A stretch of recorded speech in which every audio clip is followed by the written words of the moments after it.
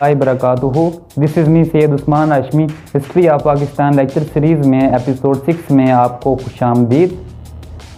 1955 में जब मलिक ग़ुलाम मोहम्मद जहान फ़ानी से रुखसत हुए तो ब्यूरोक्रेसी ने मुल्की निज़ाम पर अपनी गिरफ्त मजबूत कर ली। जी हाँ, सिकंदर मिर्ज़ा जो कि ब्यूरोक्रेट भी रह चुके थे, मुल्की निज़ाम पर अपनी गिरफ्त मजबूत की और जनरल गवर्नर का ओहदा संभाल लिया और यूं हुकूमत फौजी इस्टेब्लिशमेंट के कब्ज़े में आ गई। सिकंदर मिर्ज़ा तवील अरसे तक हुकूमत करने के ख्वाहिशमंद थे। उनको ये लगता था कि अगर वो अपने दोस्त army chief general Ayub Khan को अपने साथ शामिल कर लें तो उनकी ये ख्वाहिश पूरी हो सकती है। तो उन्होंने ऐसा ही किया। तारीख़ के रिकॉर्ड को दुरुस्त रखने के लिए आपको ये बताते चलें कि सिकंदर मिर्ज़ा मीर जाफ़िर का पड़पोता था। वही मीर जाफ़िर जिसने बंगाल में अंग्रेज़ों को रास्ता देने के लिए मुसलमान हुक्मरान सिराजुद्दौला से गद्दारी की थी। सिकंदर मिर्ज़ा का दौर पाकिस्तान के लिए जग हसाई का दौर था। उस दौर में सिर्फ 3 सालों के अंदर 5 वज़राए आज़म की छुट्टी कर दी गई। सिकंदर मिर्ज़ा का पहला शिकार मोहम्मद अली बोगरा थे। उनको हटाकर वज़ीर आज़म की कुर्सी पर चौधरी मोहम्मद अली जो को ब्यूरोक्रेट थे लाया गया, मगर ये साथ भी 1 साल से ज़ायद ना टिक सका और उनकी जगह हुसैन शहीद सहरवर्दी को वज़ीर आज़म की कुर्सी पर बिठा दिया गया। मगर जब उसको ये रियलाइज़ हुआ कि हुसैन शहीद सहरवर्दी इख्तियारात को अपने हाथ में लेने की कोशिश कर रहे हैं तो उन्होंने उनको भी इक़्तिदार से बेदखल कर दिया और उनकी जगह आई चंद्रीगर इब्राहिम इस्माइल चंद्रीगर उसको लाया गया। मगर बदकिस्मती ये कि 2 माह से ज़ायद वो भी वहाँ पर टिक ना सके और उनकी जगह मलिक फ़िरोज़ ख़ान को वज़ीर आज़म की कुर्सी पर बिठा दिया गया। आपको ये बताते चलें कि वज़ीर आज़म मलिक फ़िरोज़ ख़ान वो वाहिद वज़ीर आज़म थे जिनका ताल्लुक़ पंजाब से था। अदरवाइज़ जितने भी वज़ीर आज़म और जनरल गवर्नर आए सबका ताल्लुक़ मशरिकी पाकिस्तान से था या वो मुहाजिर थे। मलिक फ़िरोज़ ख़ान के दौर में गवादर बंदरगाह को पाकिस्तान में शामिल किया गया।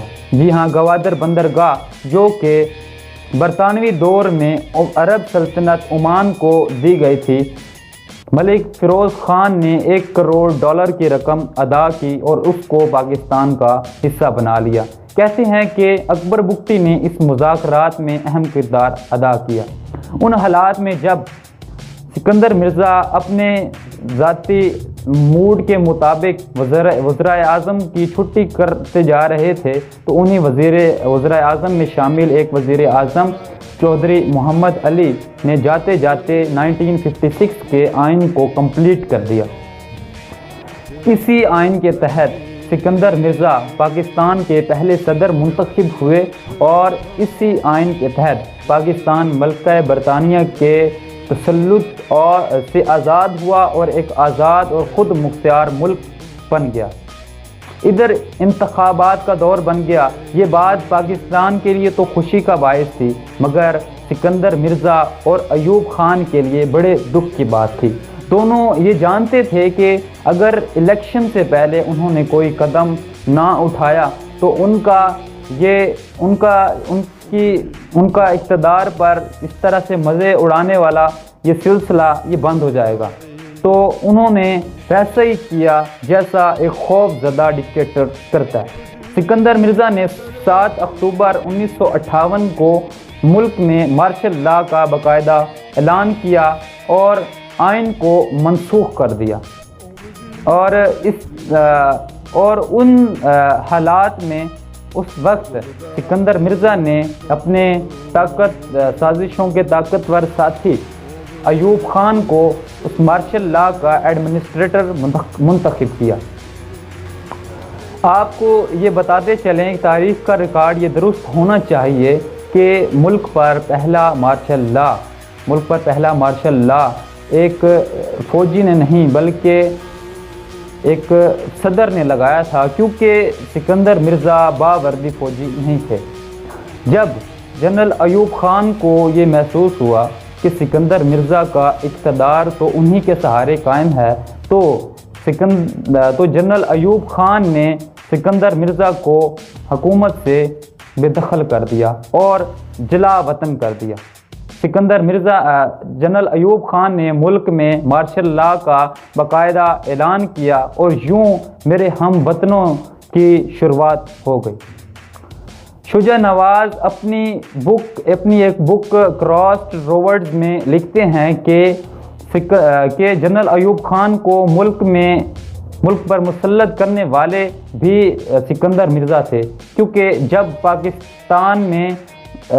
پاکستان میں جنرل چیف جو ہے انگریز کی جگہ جو اباہی جو وہاں کا جو موجودہ چیف بنانے کی جب بات چل رہی تھی، تو سکندر مرزا اس وقت پاکستان کے وزیر اعظم لیاقت علی خان کے سیکرٹری دفاع تھے، تو انہوں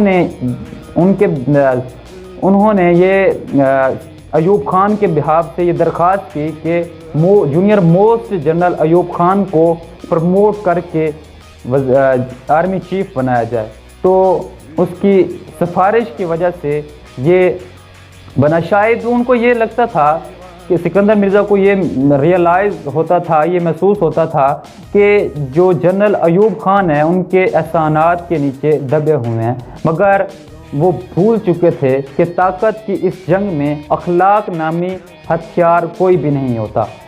تو بدقسمتی یہ تھی کہ جو سکندر مرزا آئے دن اپنے موڈ کے مطابق وزیر اعظم کی چھٹی کر دیتے تھے، وہی سکندر مرزا جس کو اپنے جلا وطنی کے بعد اپنے وطن میں دفن ہونے کے لیے مٹی بھی نصیب نہ ہوئی۔ سکندر مرزا لندن میں 1969 کے اندر ڈیتھ ہوئی ان کی، اور ایران کے دارالحکومت تہران میں ان کو سپرد خاک کر دیا گیا۔ یوں سکندر مرزا کا دور ختم ہوا اور جنرل ایوب خان کا دور شروع ہو گیا۔ کچھ لوگ جنرل ایوب خان کے دور کو پاکستان کا ترقی کا دور بھی کہتے ہیں، مگر کچھ لوگ اس کو غلط تصور کرتے ہیں اور پاکستان کی تباہی کا باعث سمجھتے ہیں۔ ایسے لوگ کیوں سمجھتے ہیں، یہ سب کچھ جاننے کے لیے نیکسٹ ایپیسوڈ لازمی دیکھیں، اور اگر میری اس ویڈیو سے آپ کی نالج میں اضافہ ہوا ہو تو کائنڈلی میرے چینل کو سبسکرائب کریں۔ Thank you very much.